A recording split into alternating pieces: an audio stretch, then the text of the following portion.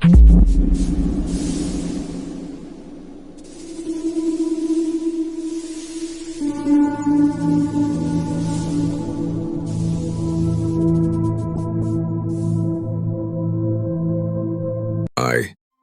was 7 years old when my parents took me to a massive sports arena for a big game. It was my first time in a place like that. Bright lights were everywhere, people were shouting, and the sound of the crowd echoed through the building. Even though I was excited, the size of the arena made me feel small and uneasy. During halftime, my parents asked my older cousin to take me to get snacks. The lines were long, so he told me to stand near the wall and wait while he paid. I remember watching people rush past me, trying not to move from that spot. That's when I felt someone watching me. I looked up and saw a tall man standing a few steps away. He was wearing a dark hoodie and a cap pulled low over his eyes.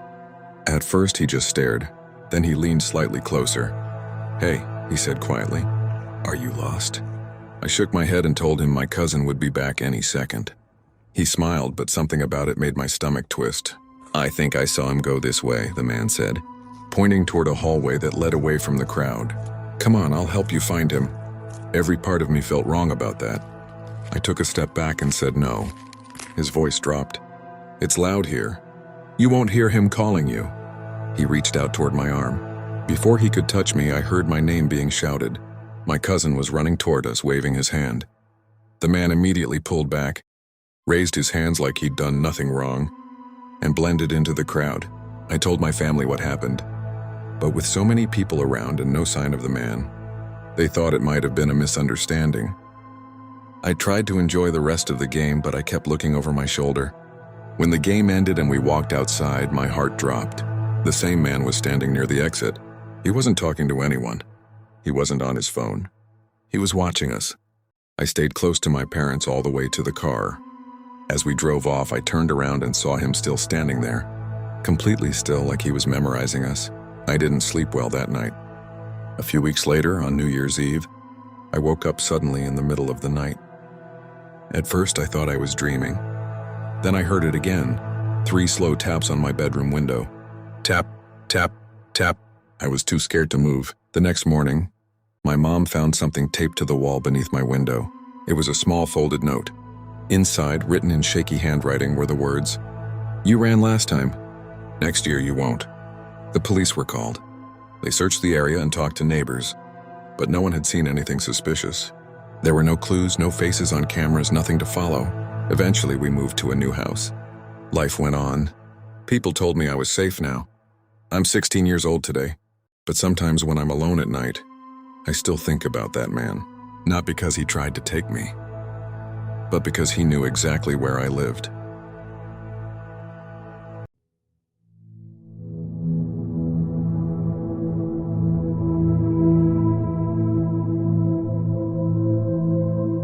I was about 7 years old when it happened. My parents took me to a massive sports stadium for the first time in my life. There was a big game that day and the place was overflowing with people.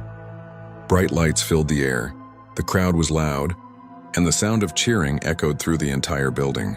I was excited, but also uncomfortable. Everything felt too big, too loud, too overwhelming. During halftime, my dad asked my older cousin to take me to get snacks. We walked to the food court where long lines stretched in every direction.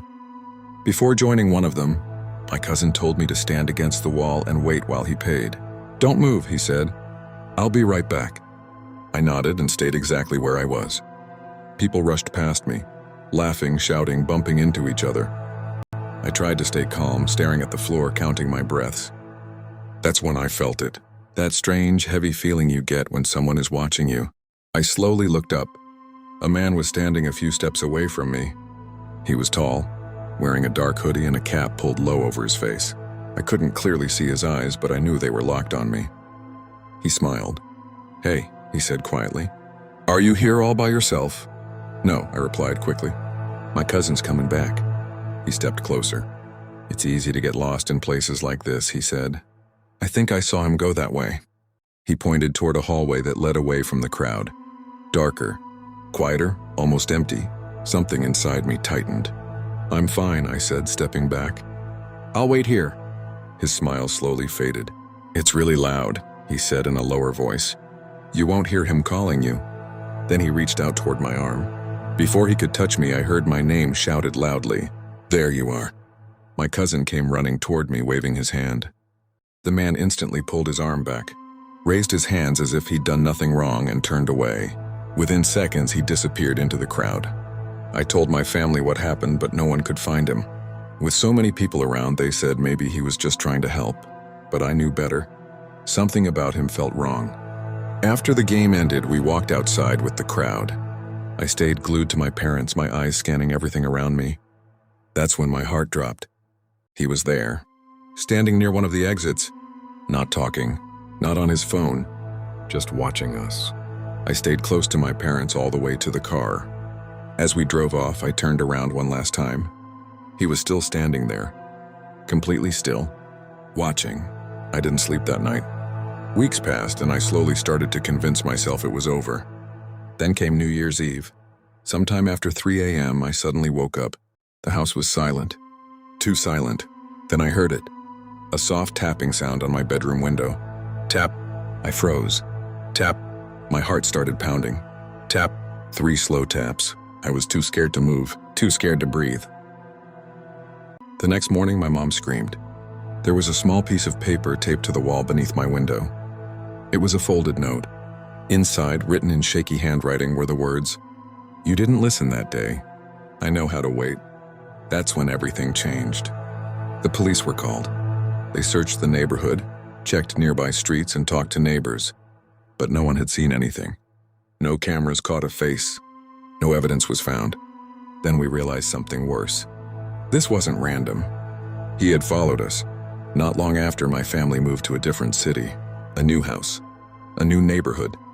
Everyone said I was safe now. I'm 16 years old today, but sometimes when I'm standing in a crowd, or when I pass by a dark window late at night, I still feel it. That same heavy feeling, like someone is watching me. And the scariest part isn't that he wanted to hurt me. It's the thought that somewhere out there, someone still remembers me.